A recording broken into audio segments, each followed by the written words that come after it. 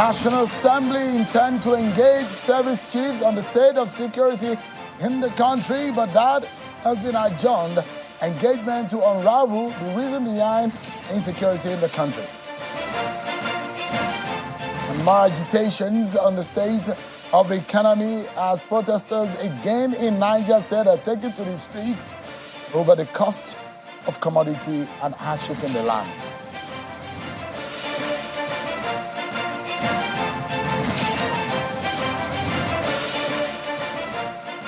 Hello everyone, welcome to the program. This is Politics Today live on Channels Television. I'm Sean Okimale in Abuja. Tonight, two things get our attention. The probing of the insecurity situation in the country. The National Assembly seems now to be having some sectoral conversation about the way manner things are going, especially in the economy and the security. But that engagement with the service chiefs was postponed. But again, there are issues on what is being done by opposition as the ruling party, APC, thinks that opposition is riling up the society or citizens against the federal government led by President Bola Tinubu. Tonight, we'll be getting some insights into what is going on in Nigeria, the way forward, the role of opposition, and of course, how we can overcome some of these insecurity situations. So stick around with me, everyone, for tonight. We're going to be having some very frank conversation about these issues. But first, let's check out some of your political roundup stories.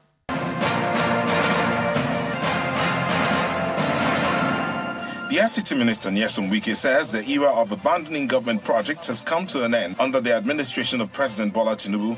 Mr. Wike stated this during the flag-off ceremony of the construction of Yangoji Sukuku Ebo Road, which is 11 kilometers in Kwali Area Council of the FCT. As a minister, I have never one day someone or say council area money should be tampered with. I never did it when I was governor, and I cannot do it as a minister here. A bill for the amendment of the Electoral Act has scaled second reading in the House of Representatives.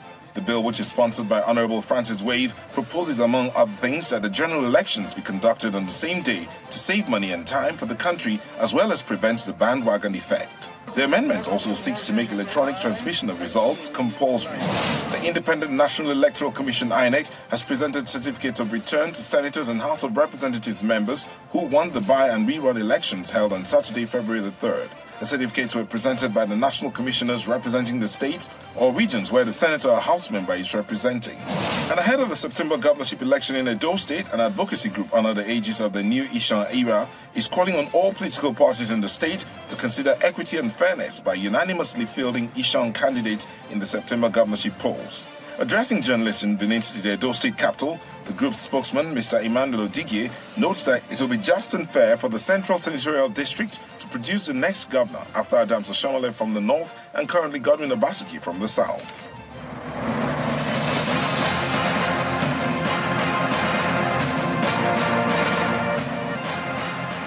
Thank you so much, everyone, for staying with us.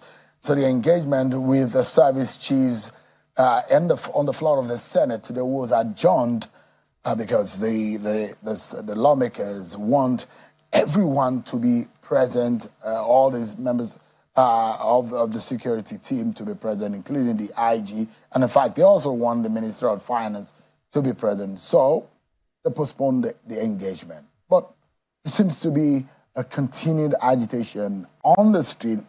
Citizens of Niger State continue to go to the street. We saw 2 days ago as they went on the street in Minna, the capital of Niger State. But this time around, it's in Suleja, one of the cities of Niger State. They've taken to the street protesting the price of commodities and the situation of things in the country. This has caused some back and forth between the ruling party and, of course, the oppositions. The oppositions are speaking up about this. Some citizens are also speaking up in that respect about the price of commodities, the state of the economy, the hardship in the land. Well, the ruling party has said the opposition is engaging in a game to rile up the society of the people of Nigeria against the federal government led by President Bola Tinubu. Is that the case? Is the opposition engaging in constructive criticism to finding solutions, lasting solutions to the situation in the country? We'll be getting some perspectives on this one. Of course, we'll be getting an expert also to speak with us on the state of security in the country as the engagement with the National Assembly and service chiefs is in sight. I'm being joined in our Abuja studio right here, Alhaji Yunus Tanko, who is the Director of Media and Publicity with the Labour Party and the chief spokesperson of the Obidati Presidential Campaign Organization. Thank you so much indeed, Yunus Tanko, for joining us. Thank you very much for having me. And I will be speaking on the issue of security with a violent extremism scholar and a lawyer, Mr. Bulama Bukati, who joins us live from London. Thank you so much, Mr. Bukati, for your time tonight. Yeah. I'm coming to you just in a moment.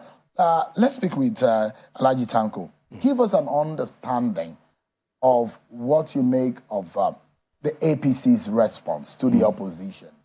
It does look like the attention of the APC was drawn directly to what former Vice President Atiku Abubakar said. But we know that Mr. Peter Obi, your principal, is also speaking about it.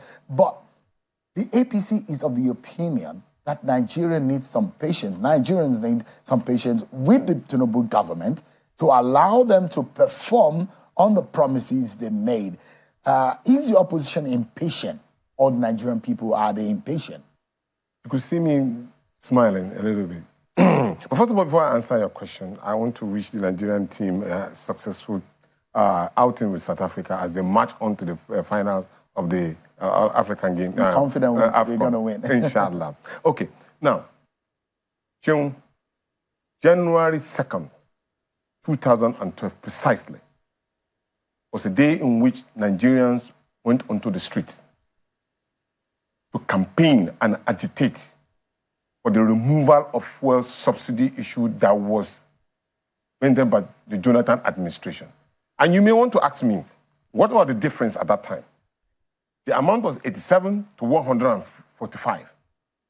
The amount difference was just 58 naira. I wish you can show Nigerians a clip of what happened on that particular day and the caliber of the Nigerian people that were on the streets on that day. I would really have loved you to just show a clip of that. That was what we call the Occupy Nigeria. We did that in Kaduna just because of the difference of 58 naira. Today, in Nigeria, fuel is being sold at 670, as against the Buhari era of 145. The Nigerian people have been so ridiculously patient. Now the difference is 525. 525.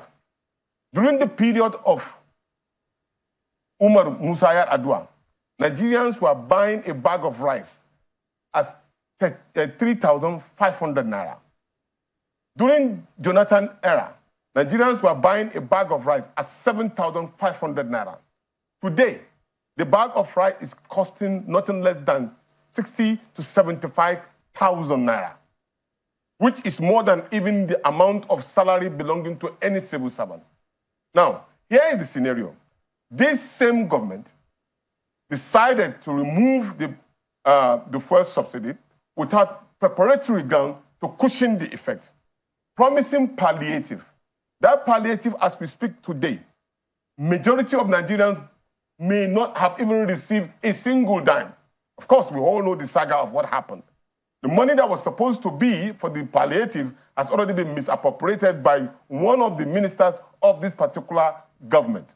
And at the same time, this same government promised an increase of salary to the Nigerian civil servants, that they were going to take care of some of these particular pain and pan that they inflicted on Nigerians.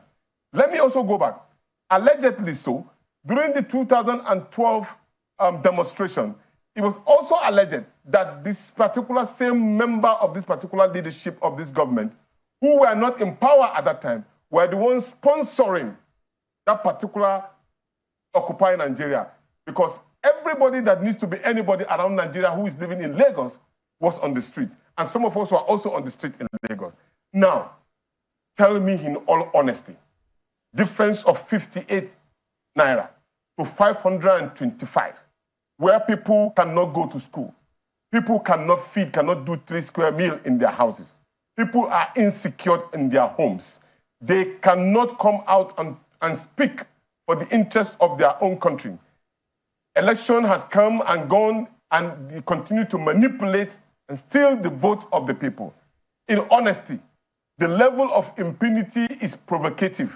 Do you need anybody to arrange you, to tell you, to fight for your rights? We in the opposition only come out to give succor in terms of solutions, just like as you said, to how we think this thing could have been done, even though we are giving it as a free consultancy. Opposition, when they speak, if we speak with facts, we are giving you solutions that we think you could leverage on. Doesn't necessarily mean we have to come down and work with you in your office. No, but we can speak. Now, let me ask you, and this is a position, of course, I love to actually show you portions of what the presidency replied, the opposition replied, the former vice president. And you could see some of the suggestions being made by former Vice President Atiku Abubakar. And we have also read what Mr. Peter Obi has said and the Labour Party about the situation of things. So there are those who would say that these are part of the campaign promises. So let me read the portion. He said, we noticed that the former vice president, just like in his political contest, is also doing a poor job of it, offering pedestrian and uninformed interventions on our economy and other matters of public concerns. Atiku's, okay, yeah. So that's a portion of what he said. Now the question here is that the APC has said, your principal, Mr. Atiku Abubakar inclusive, promised that they were going to remove subsidy. That subsidy was going to go. They did just that. I mean, and coming to criticize the APC government for doing what you also said you will do when you get into office, doesn't that amount to hypocrisy? No. You see, we proposed a due diligence process. We didn't tell Nigerians that the day in which we are being sworn into office, when we know that we are paying and paying on Nigeria, we are going to remove subsidy. Nobody says so. So removal of subsidy in itself is not wrong. No, it is not. But the opposition is not happy in the timing, the effect and the manner. The effect and the ripple effect on the Nigerian people will have a negative. You have to take it step by step. What we said was that we were going to take care of making sure that we have modular refineries in each geographical zone of the country as a short gap to stopping this particular production of oil outside the country. And as we speak, our governor in Abia State is about to commission a modular refinery in Abia State. That's to show you that this is exactly what we intend to do. It's different from playing to the gallery.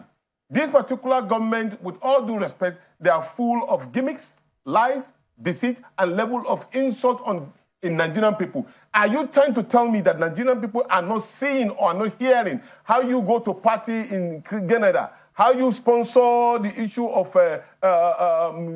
having vehicles for the wife of the president, how you meander and have a yacht for yourself when they are living in hunger?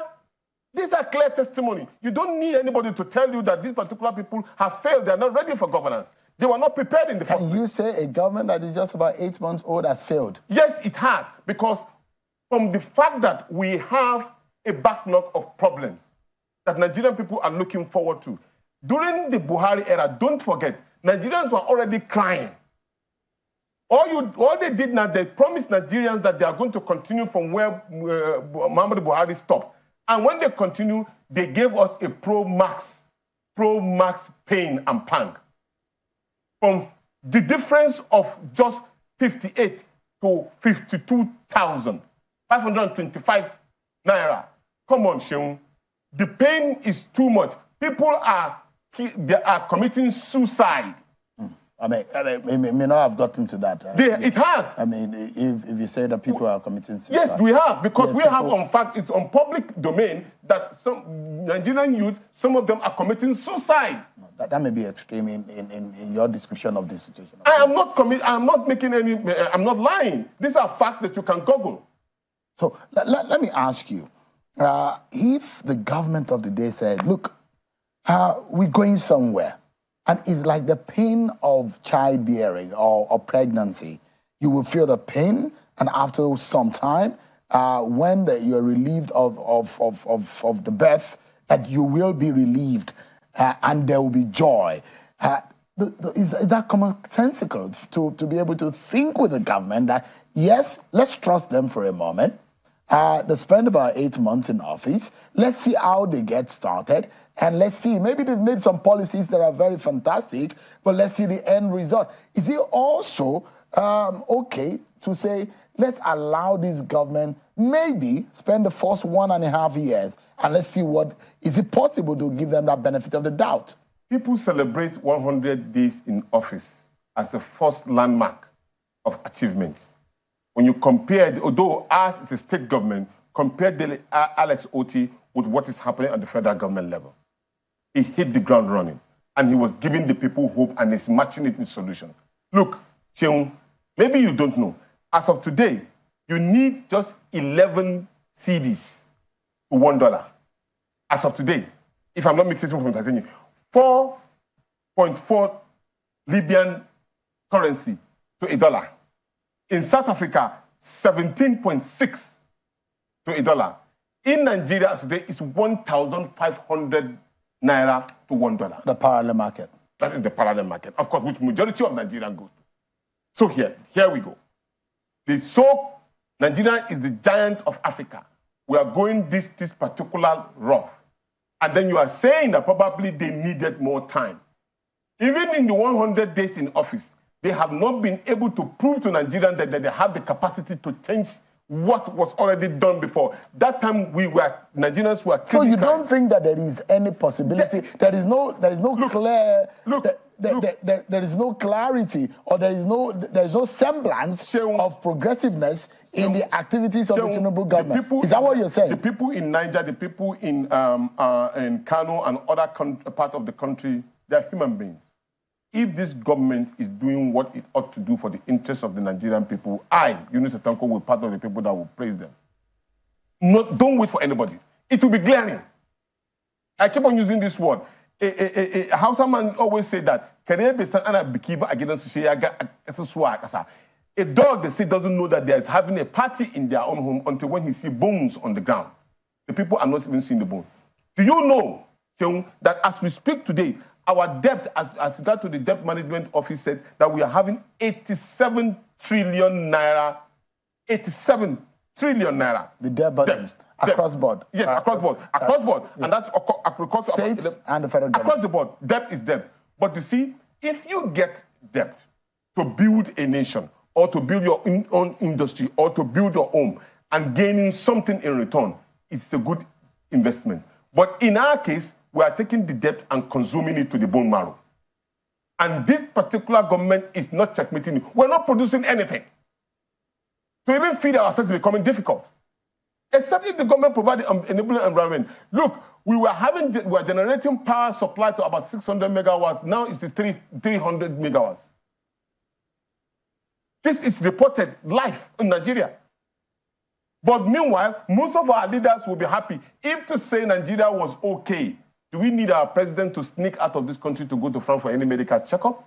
The presidency said it was a private visit. Now, look, there's nothing like private visit when you become the president of the Federal Republic of Nigeria. You become the ownership of the country is owned by the people. They need to know where you are going, where you are, and why you are going out. Because it represents the interest of the Nigerian people. The presidency said that the president was going to Paris, in France, on a private visit. On a private visit. When you go to France, you are being received honorably, but you can't go into France as if you are not representing the country called Nigeria. It cannot happen. So you go with dignity and respect, not go in because you want something to do somewhere that you don't want the public to know. And when you are a public figure, it's not constitutional. Hear what the federal government has said. And they said, in respect of, this is the federal Minister of Information talking here. they said that they realize that the challenges are there and that the nation has found itself in a very difficult place, and the impact of inflation on personal and household budgets and the threats to security in parts of the country is biting. And they have said, look, this is what we are doing. In the area of security, the federal government said all threats are being boldly confronted. We are taking the fight to the criminals' dens with promising results. They've also said, regarding the economy, all relevant ministries and agencies of the federal government are working in coordinated fashion to bring down inflation, stabilize foreign exchange rates, and create a truly enabling environment for business and investment. That the Nigeria that President Tinubu seeks to build is one where no one is left behind. Those are some of the statements coming from the federal government, and they said that there are impactful interventions, which include students' loan, presidential initiative to deploy lower-cost CNG mass transit buses to provide alternatives to petrol.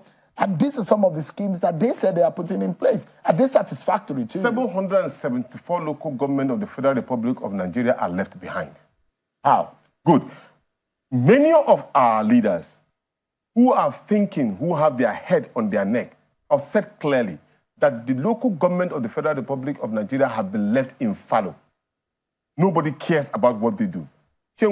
Just take a look back at some years when Nigeria, before we get to this particular quagmire that we are, the local government were supposed to be enhanced, empowered to perform their duties, i.e., paying school teachers, constructing road, taking care of the agriculture, doing everything that, because they are the one close to the people. As we speak today, the state government and all of them have already taken over the duties of the local government. So the local government has become a filtering ground for those who will perform crime in the country. So we are giving an alternative suggestions.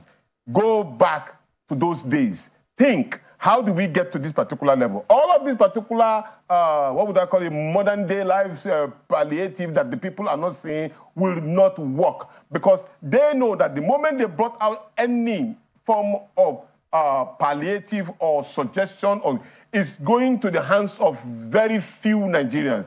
You will see the money going, you don't even know exactly where the money is going. Or rather, they will distribute the money to their cronies or their political party members, leaving the others. And that aggravates and creates a lot of problems. You saw what happened when people were being asked to start distributing palliative and the rest of it. Very few were even able to buy the bag of rice that was promised to Nigerians, and some didn't even buy it. You may put the blame of some of the legislative people who are in position of power, because that is not the way to deal with this issue. Nigerians are not lazy and they are not weak. All they need is an enabling environment for them to perform and take care of their family. All they are asking is to provide that enabling environment. They cannot go to their farm, just like I said. A lot of normal things that Nigerian people should have been able to do for themselves have been stiffened, and then they are hearing how Nigerian leaders are stealing the government money that belongs to every one of us to build houses, travel outside the country to protect themselves and their cronies. That will not work, and it will not help the nation. No matter what system you are putting in place, as long as you are not providing succor for people to be able to find for themselves, it's a miscalculated attempt. So in your own view, what would you in the immediate, yes, as the opposition, yes, think that the federal government or the presidency under the Bola Tinubu administration should be doing immediately as a low-hanging to fix some of the challenges we're facing immediately? Because this is what they're asking. Meet with the leaders and people in the local government on an emergency basis.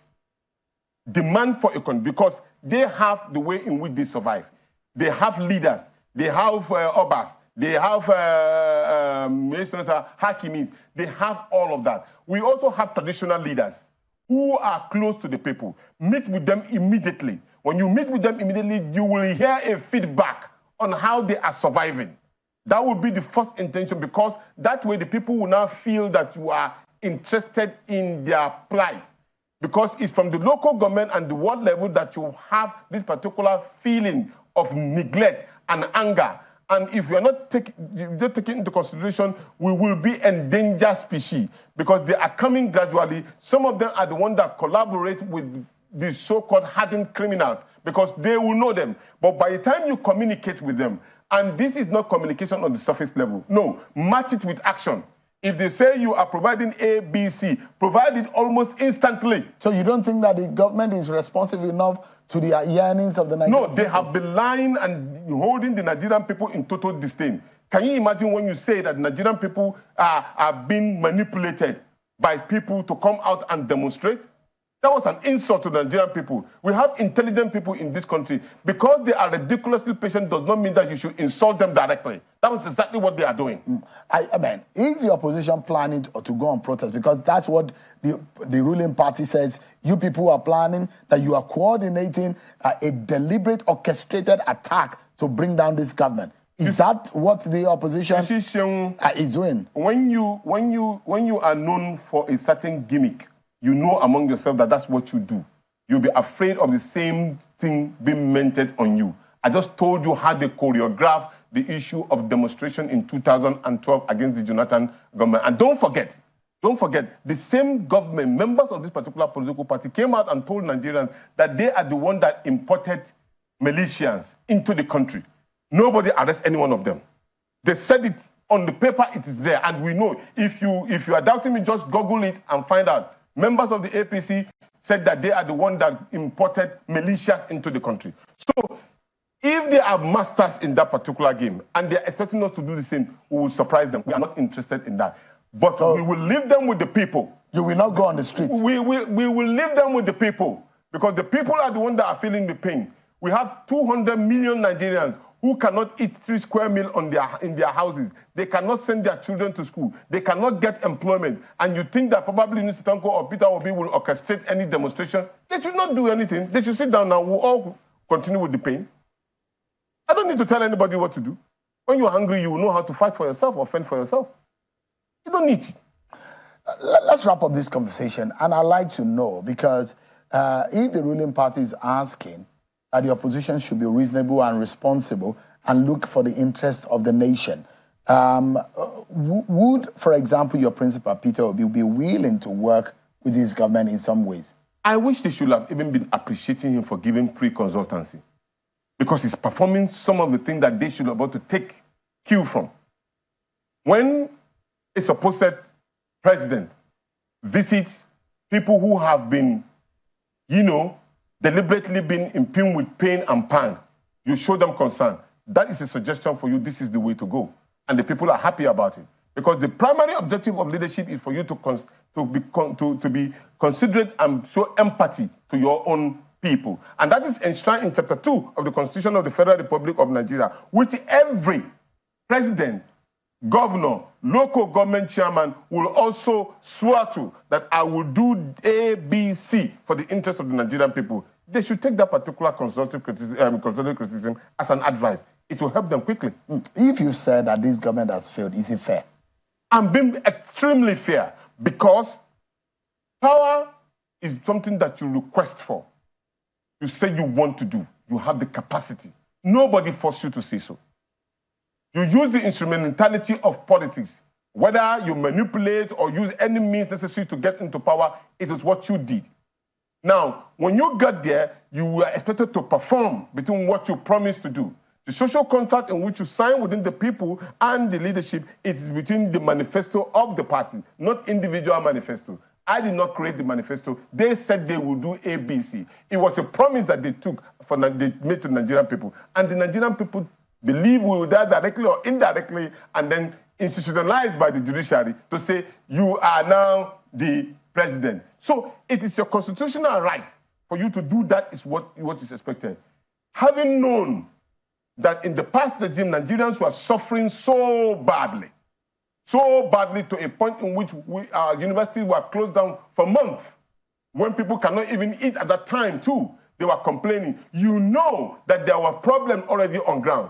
It is expected that when you have a statement of a problem in a thesis, you provide a solution to it. It is expected within the first, in fact, between the first 100 days, for you to have shown a direction on how you intend to solve the problem. But they have not. In fact, they were dilly-dallying Up to today, they have not. This is 8th month. So for me, it is fair for me to tell them, it was also in the first day, you will have said, I'm not being fair. But for now, they had ample opportunity, a large room for social change, a large room to improve on the pain and pang of Nigerians. But instead of solving those problems, they added it with about 525,552 naira increase of every commodity. If you go send your wife to the market today, tomorrow she'll come back to you crying that what you gave her is not enough. This is the situation in Nigeria today. Alhaji Yunus Tanko, Director of Media and Publicity of the Labour Party and the Chief Spokesperson of the Obidati Presidential Campaign Organization. Thank you so much indeed for your time. God bless Nigeria. Appreciate it. Thank you so much.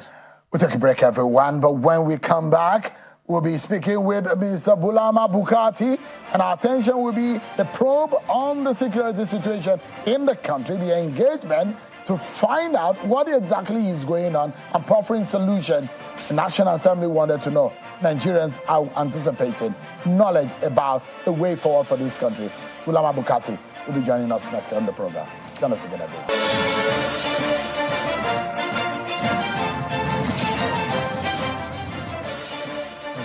Everyone for staying with us right here on the program. Our attention is on the security, and some of the pictures are emerging from the engagement that was supposed to happen today on the floor of the Red Chambers, where the senators are supposed to be engaging service chiefs and asking questions on the insecurity that we've seen in the land and how we've gotten here, what really happened, what are the explanations, what Nigerians are going through, and perhaps if there are solutions to some of these problems. You can see some of the service chiefs, the Chief of Army Staff right there in front, and some other very senior officials within the security architecture in the land. But that was adjourned. Let me allow you to listen to the resolution for the adjournment of that engagement. The Senate has directed accordingly that you further invite the National Security Advisor, the Minister of Defense, the Minister of State Defense, the Minister of Police Affairs, the Minister of State Police Affairs, the Chief of Defense Staff, National Security Advisor, and of course, the DG NIA, Minister of Interior, Minister of Finance, and Coordinating Minister of the Economy, in view of the fact that the people we have mentioned are not here, the personnel we have mentioned are not here, and we need their presence to have a holistic and complete discussion on the security situation in the country. All right, that's the Senate President, Godswill Akpabio. Let's get to talk with my guest tonight on the program, who is a lawyer and a violent extremism scholar, a security consultant, Mr. Bulama Bukati, who joins us virtually from London. Thank you so much, Mr. Bukati, for joining us tonight. Thank you. Thank you for having me. I appreciate it. Let's get talking about what could have been an engagement to unveil. I'm imagining that could have been a closed-door conversation and engagement with the service chief. We're seeing it happen over and over again, where the engagement with these top officials are usually an executive session kind of thing, a closed-door session, because of this, the sensitivity of whatever they might be discussing. But today, they said that has been adjourned. How important do you think this kind of engagement is for the Nigerian, for the nation? I think engagement or invitation or questioning of our security and law enforcement agencies and ministries, if you like, by the National Assembly is very important. The National Assembly is the second arm of government, if you like, the first arm of government mentioned by the Constitution, and it is the arm that has the duty and responsibility, the constitutional duty and responsibility to oversee the executive arm of the government. And we know that the ministries and the service chiefs that they invited are part of the executive arm. It is the National Assembly that approves their budget or passes their budget, and it is the National Assembly that is constitutionally empowered to oversee their activities. And when the National Assembly invites them for these kinds of engagement, the National Assembly is doing that in its capacity as representatives of the Nigerian people. And therefore, when senators are asking them questions, it is the 210 or 220 million Nigerians that are asking them those questions. And therefore, honoring the invitation of the National Assembly is honoring the invitation of the Nigerian people. Answering the questions of the National Assembly is answering the questions of the Nigerian people, and being accountable to the National Assembly is abiding by the Constitution and is being accountable with the Nigerian to the Nigerian people. It's a very important engagement. I just hope, Sheun, that when the time comes for these important persons and officials to attend, we don't see the kind of thing we saw yesterday at the House of Representatives when the CBN governor was invited. I thought he was going to be asked serious questions and be given serious recommendations about the state of the economy. But what I saw was so disappointing. The governor of the central bank read a pre-written script and was allowed to go. That's not how to conduct the probing function of the National Assembly as contemplated by the Constitution. So I hope members of the National Assembly, the Senate, when these ministries and service chiefs attend, would ask them serious questions to elicit comprehensive responses about the strategies, challenges, and their plans for ensuring peace and security in Nigeria.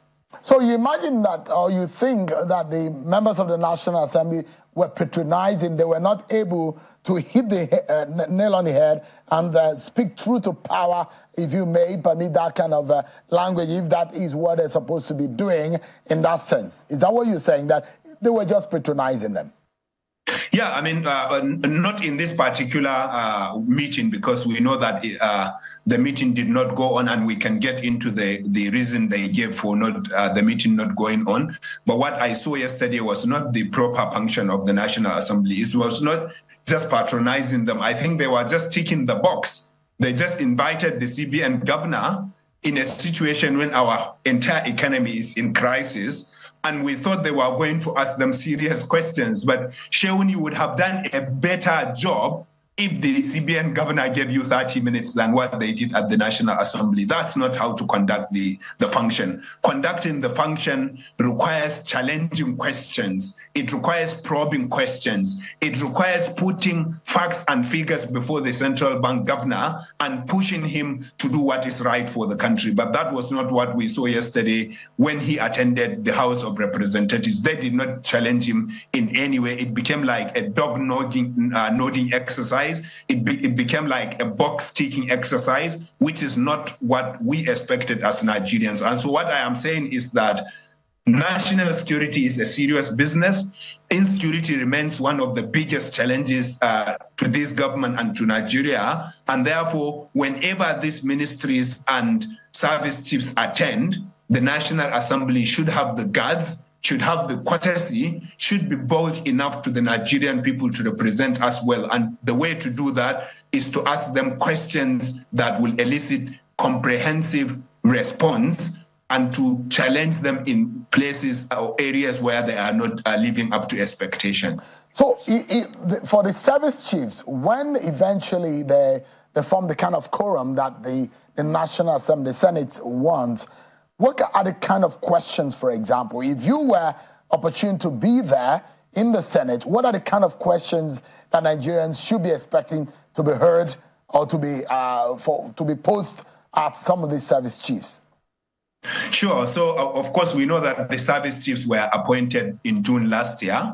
And so if I were given the opportunity to ask them questions, like I said, I am going to ask them questions that will elicit comprehensive responses on their strategies, on their challenges, and their plans for ensuring that they tackle or address the insecurity facing us today. And I will just give you like 7 of the questions I would be asking them if I were a member. The first question would be, what tangible or specific new measures have they introduced since their appointment in June last year?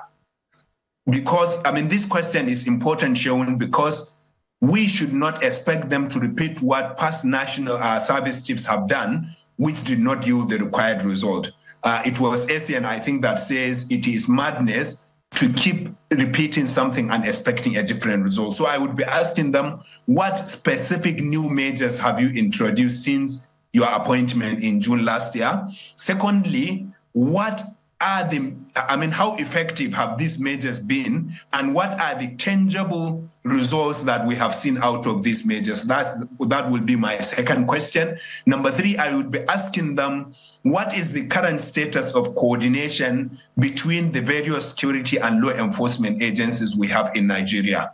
Because as at the moment, we have over 17 security and law enforcement agencies who are placed under different ministries and government parastatals, and each of them is working in silos. And one of the major issues of the Buhari administration was that there was no proper coordination and collaboration between these different security and law enforcement agencies. So my third question will be, what is the current status? And if I were a member of the National Assembly, I will push the service chiefs or the Ministry of Defense to set up an office or an institution that is dedicated to collaboration, because we have seen the service chiefs visiting the president and the president telling them it's important that you collaborate and work together. We know that the Minister of Defense has said this time and again, but what you need is implementation level coordination and collaboration at implementing level officers level.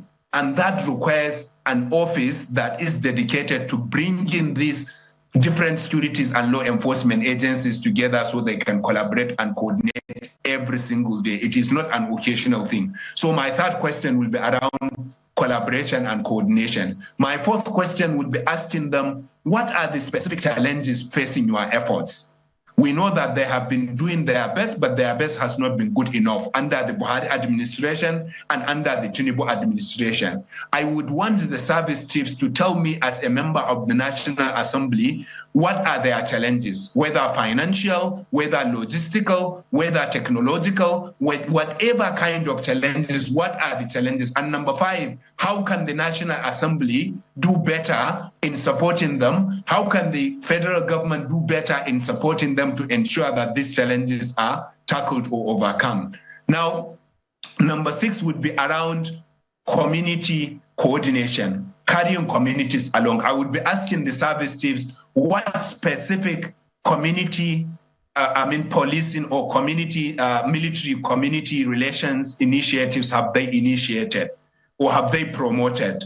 And how is that going? What are the challenges of those kinds of initiatives, and how can the National Assembly and the federal government help them? Number seven, I would ask them questions around expenditure, because there have been reports of, lack of transparency around security expenditure. And I will be asking them specific questions about the resources being allocated to them.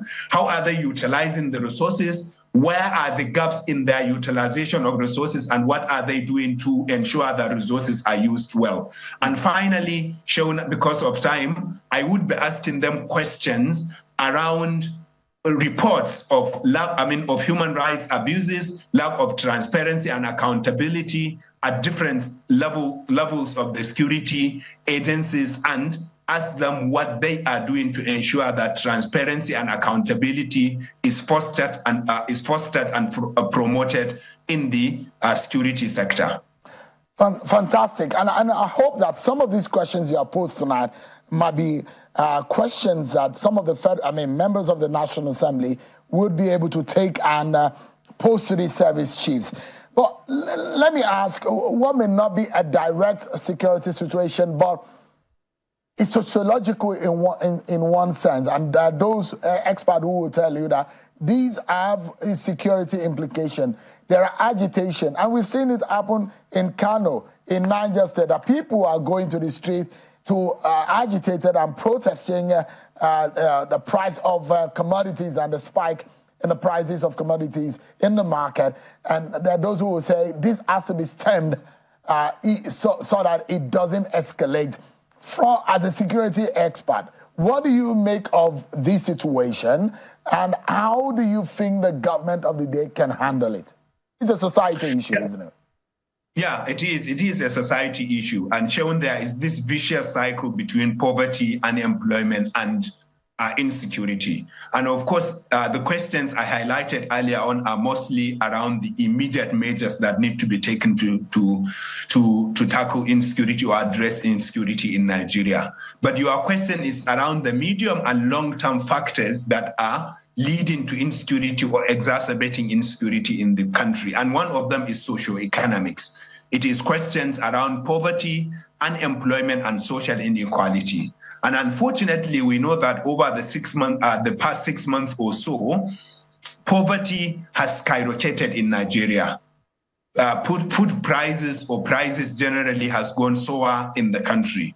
And what we have seen is an increase in abject poverty, an increase in the number of Nigerians that are unable to afford 3 square meals or afford healthcare or afford education and other necessities or basic necessities for life.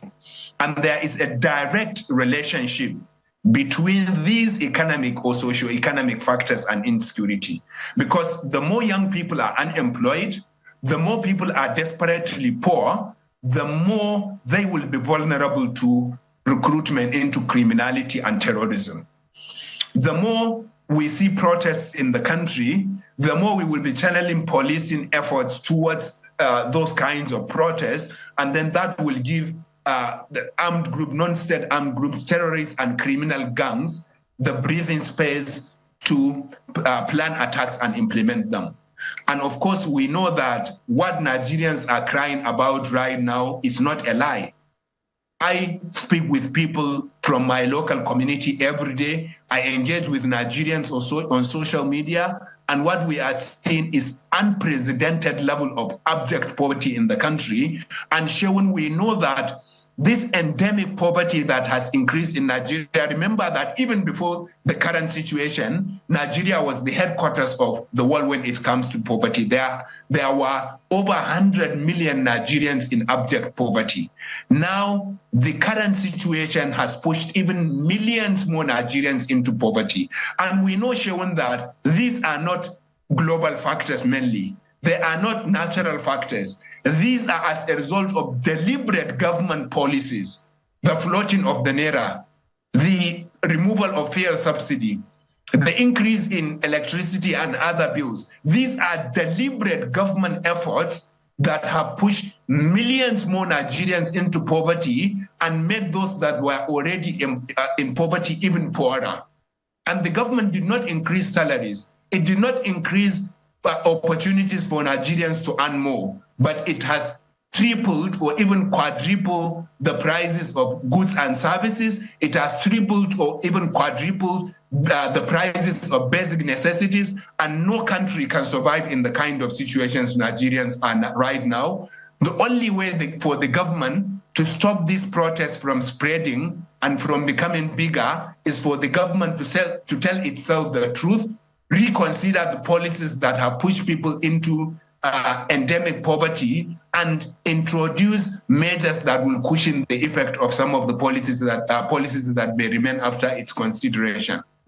I mean, let's take a look at the efforts of the service chiefs. It's been how many months now since they've been put together, and you see the situation, because one area that is very crucial that this government is going to be judged or graded or measured by the citizens of this country is in the area of security.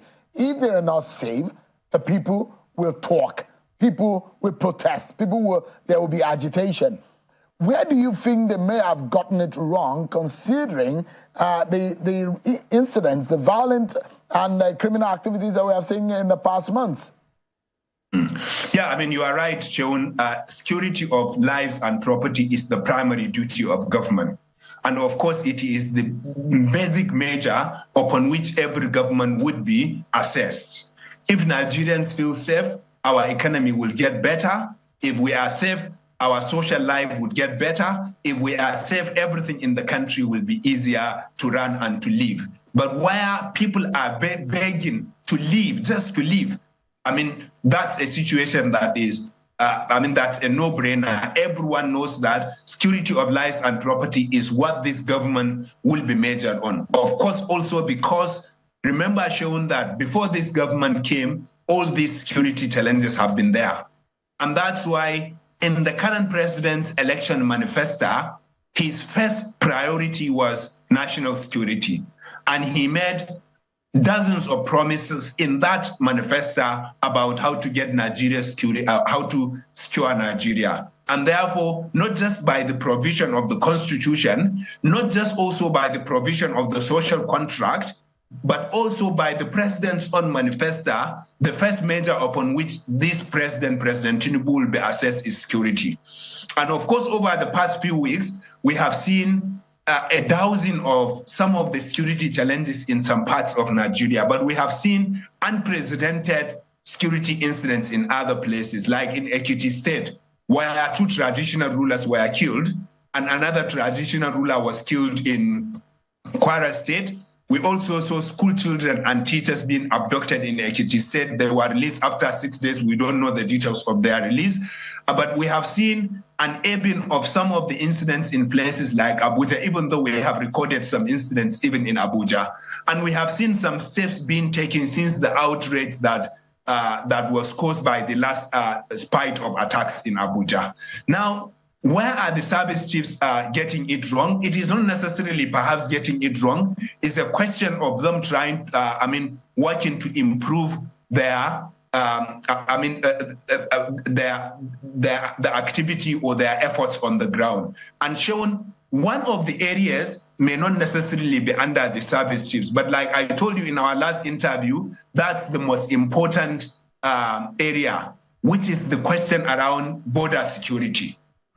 Sean, none of the arms or drugs these terrorist groups and criminal gangs are using are manufactured in Nigeria. Or I would say the overwhelming majority of them are not manufactured in Nigeria. They flow into Nigeria through our borders. And when we talk about insecurity, we often neglect our customs and migration, which are the most important. And therefore, if you ensure border security in Nigeria, you have solved almost 70% of the problem. As we speak, Shaun, there are terrorists and criminals who are so addicted to drugs that they cannot lift their feet if you withdraw drugs from them. And therefore, if you stop the supply of drugs to them, then you have reduced their capacity to operate. Wow. Yeah. Also, if you cut their arms supply, then it will be very difficult for them to operate. But how many times do we talk about customs and migration when we talk about insecurity in Nigeria? Wow. These are very deep stuff, and I hope that very instructive, and thinking that the federal government and everyone that is involved will take action. Thank you so much, my friend. Bulama Bukati, a lawyer and violent extremism scholar. Thank you so much indeed for your time tonight. Thank you. Thank you very much, Sean. I appreciate it. That's our show for tonight. Thanks so much for everyone for watching.